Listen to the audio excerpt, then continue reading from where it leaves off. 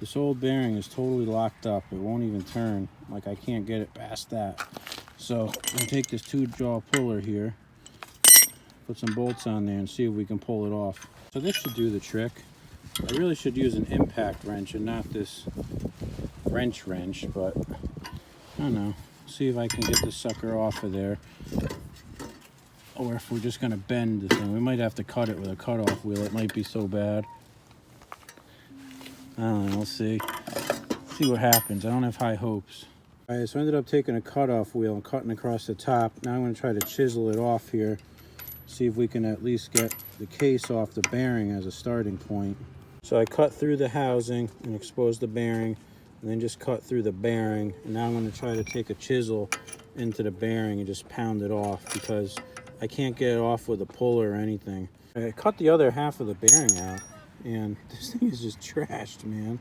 Holy crap. I think half the balls were missing. Now I'm gonna have to cut through here to get the rest of it off, unfortunately. I gotta be really careful not to get the crank or the shaft here.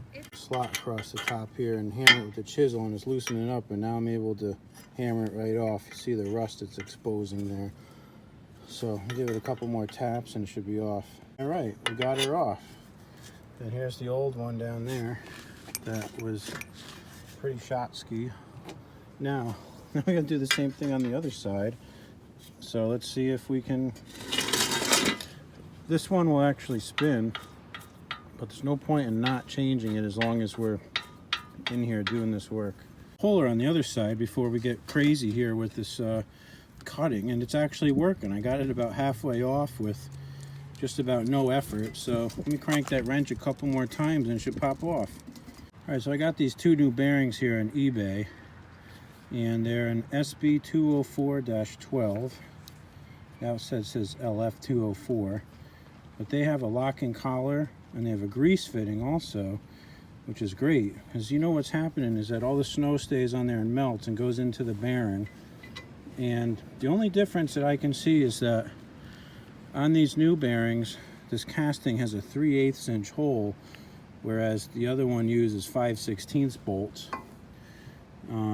So it's going to come into the shaft a little bit farther because you see on the back here, the bearing isn't flush with the actual casting. So maybe it's a little thicker. I should compare it. Nope, it's the same. It's the same thickness as the old one.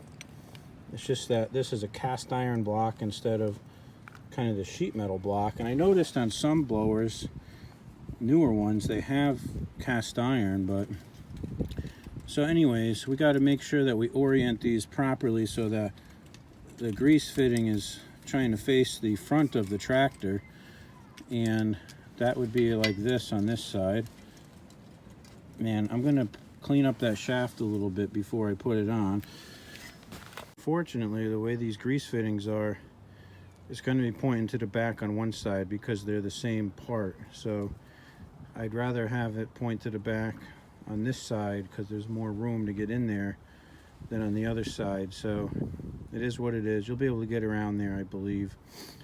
So let's polish up the shaft a little bit with some fine sandpaper, and then we'll hammer these suckers on there tight.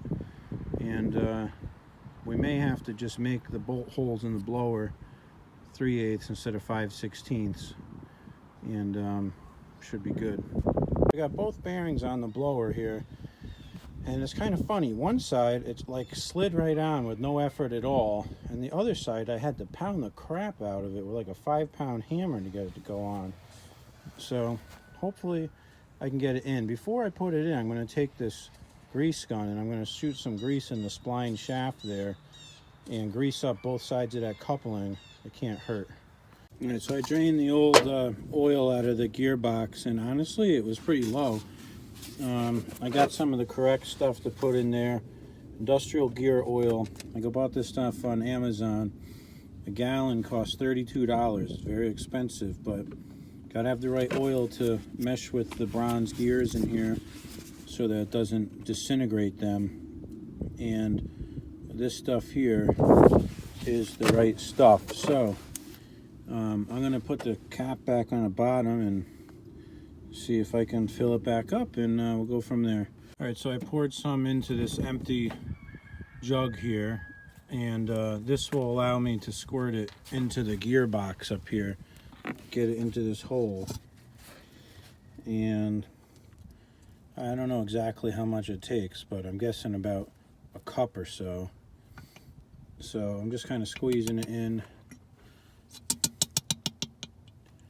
and then got to fill it up until it starts to come out of the hole here.